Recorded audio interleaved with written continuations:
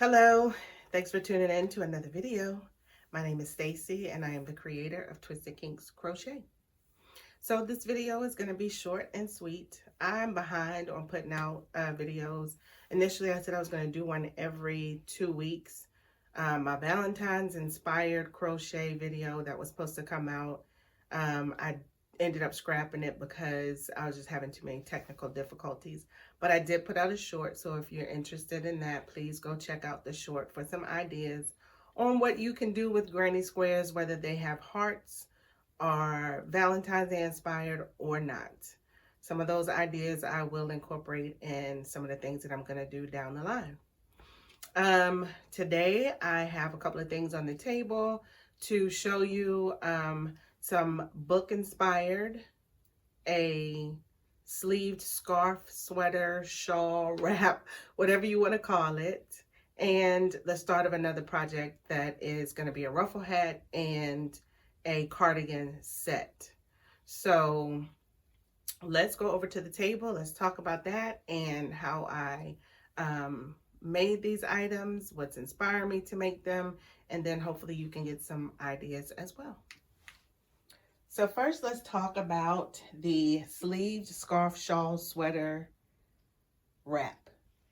It is a wrap that you make some sleeves, sew them up, and then it's worn by wrapping it either from the front first and then crisscrossing the back, or vice versa. You can also just loop it around the neck, cross it, put your arms in the sleeves, and there you have it. This one was made, the body of it was made by using double crochets in the front loop, back loop, and third loop to give this textured look, which I really do like. I will do this again. Couple of difficulties that I had with this: not measuring properly and not doing the sleeves long enough. So the sleeves are made by doing alternating single crochets and slip stitches. And that's how you get that texture. I'm going to give you a close up here in a second. But it really is a very pretty project. My the problems that I had with it were not measuring for the wrap to go around your body, because you want it to go around twice at least, right? Because you want it to crisscross and have enough length for the sleeves. I didn't do the sleeves long enough, and I didn't do the body of the project long enough in and of itself. But just look at how pretty it is, right?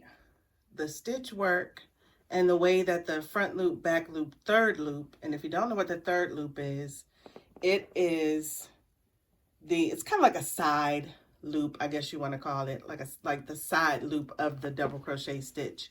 But putting those all together, and you alternate front loop, back loop, third loop, back loop, front loop. So you just do that alternate. The back loop double crochet is always going to be your middle row of the 3 repeat, if that makes sense.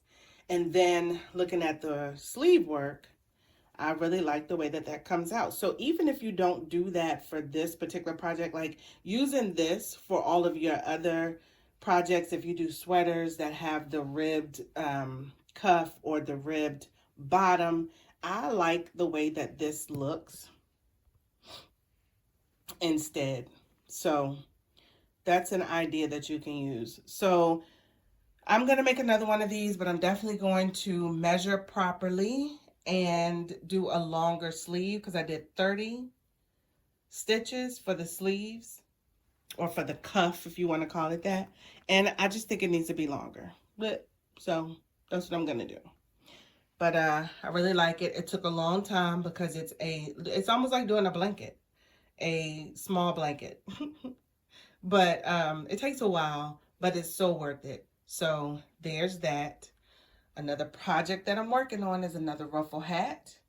This ruffle hat will also have a cardigan. I've made a couple of those. I've posted those mainly on TikTok. So if you want to see them on TikTok, just go to TK_crochet, search for it, and then you'll find it. So ruffle hat and cardigan set. And my final works completed is this book sleeve. I'm getting back to reading a little bit more. So I wanted to make a book sleeve that I can, protect my book as I carry it along with me. These are all over YouTube as well.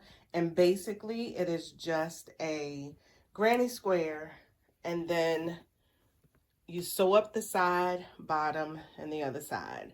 And you can see my seam right here. And then this is how it looks when it's done. You have your strap. I've seen people add beads to the strap, so on and so forth, in order to make it a little more, aesthetically pleasing. And this protects your book as you carry it along with you. So I'll probably add something to that. I don't know if I'm going to add beads or not. We'll see. And then my other project idea, this is the yarn that I use for this particular book. It is just chenille I got from Dollar General. So not spending a lot of money on these projects, and that's important as well. And then the other thing that I'm doing, because like I said, I am getting back to reading more, and I looked around for ideas that would incorporate crochet and books, and this is what I found. Make a granny square to match the cover of the books that you read, and then if you read a lot, you can turn those into a blanket. That's a lot of reading in 1 year, right? Or what I'm going to do is make about 12 of them. So once I get my 12th book read, and my goal is to get that done by the end of the summer, and then take those squares and turn it into a book bag, so a little book tote. So these are the books that I've read so far this year. This one represents Cane River. Nope. This one represents Swift River. It's a book by Essie Chambers.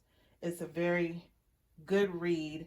I've seen a lot of reviews and read a lot of reviews, and they talk about the main character, Diamond, and her struggles in this sundown town as the only person of color. She is a biracial, 16-year-old, coming of age story. She's trying to find herself and be more comfortable in her own skin and figure out how to get out of this town. But nobody ever talked about the love stories that are also an underlying theme of this book. So it jumps different time periods, but the characters in those time periods and their stories and the love stories that you read about are just as interesting as Diamond's own personal struggle. So that is Swift River by Essie Chambers. And then the other books are the Housemaid series by Frida McFadden. And so I made granny squares that represent each one of them from my perspective, that matches the cover from my perspective. This is a good series. Each one of them took a turn that I did not anticipate. As you're reading the book, you think you know how it's going to, what's going to happen because it seems to be so obvious. But each one of them took a turn and ended in a way that I personally did not expect, which made them quick reads, page turners. You really want to get to the meat of it, and you really want to get to the end of it. So that's that series. I have several more books. I am on Goodreads, if you want to go to Goodreads. And if you've never used that app, it's kind of like a social media app for book lovers. And you share what book you're reading, the progress that you made, and what book you finished, so on and so forth, what you have to read. And so I have a few books that I have on my shelf to be read. So I think as long as I stay diligent and plan my days and balance my life so that I can crochet and read and work and all the other things that we need to do in any given day, I'll be able to get, what do I have? 8 more books by the end of the summer so that I can show you the book bag that I created. So there we have it. We have the ruffle hat, which will be done today. And the cardigan that I'll be making to go with that. We have the book sleeve, which is just a granny square, large enough that'll fit your book. And then sew up your sides, sew up your bottom, and create the pocket for it. Give yourself a strap that you can wrap around it to close it up. We have the idea for the book bag, all the granny squares and the colors of the books that you've read. And then we have the sleeved sweater scarf wrap thing that I'm going to recreate and make some of the corrections that I've identified already, but still using the same stitch pattern and still using that same pattern for the rib sleeve. That's what's on the table for this week. So I think that wraps it up for this video. If you made it this far, thank you so much for sticking with me. If you are an avid reader and you have books that you've enjoyed, please leave them in the comments. If you have any ideas for any book-related crochet, we'll take those also. Again, I appreciate you for sticking around to the end of the video, and I will meet you back here in the next one. Bye.